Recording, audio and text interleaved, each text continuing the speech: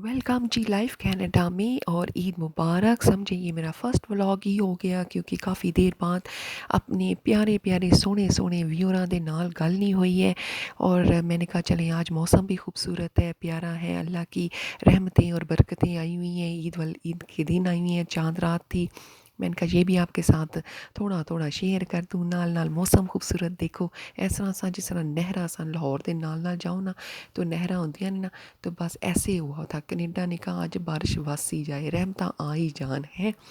तो फिर इस तरह मुझे फ़िक्र भी लगी हुई थी कि मैं शॉपिंग कैसे करूँगी, लेकिन अल्लाह ने कहा सनराइज़ कर देता हूँ, सारी शॉपिंग भी हो जाएगी। तो असां ते उंज भी ना देसी लोगों ने उस दिन जाना होंदा है जिस दिन सवेरे असी घोड़ी चढ़ना होंदा है, बरात वाले दिन ना असी उस दिन ना बस दुल्हन के कपड़े लैन जाने हैं। फिर मैंने यहाँ पे ना वो ज्वेलरी देखी, कपड़े भी देखे और बच्चे भी अपनी अपनी शॉपिंग कर रहे थे। और मैं ये माहौल देख के इतना खुश हो रही थी कि मेहंदी वाला माहौल लगा हुआ था।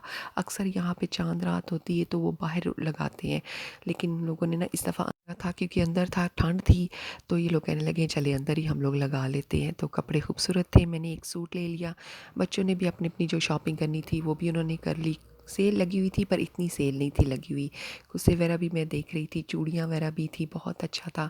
फिर इसके बाद मैं नौफल चली गई, वहाँ से मुझे थोड़ी सी ग्रोसरी करनी थी क्योंकि यहाँ ऐसे होता है कि गोश्त जो है ना वो दूसरे दिन देते हैं, कुछ लोग पहले दिन दे देते हैं, कुछ लोग बाद में देते हैं ना।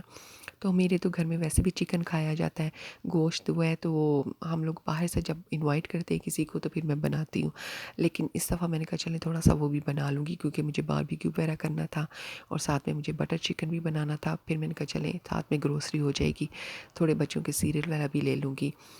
तो नान वगैरह भी मुझे लेने थे, टमाटर वगैरह लेने थे, वो लेने थे, तो वो भी मैंने ले लिए। लेकिन यकीन करें ग्रोसरी को तो ऐसे जैसे फायर लगी हुई थी।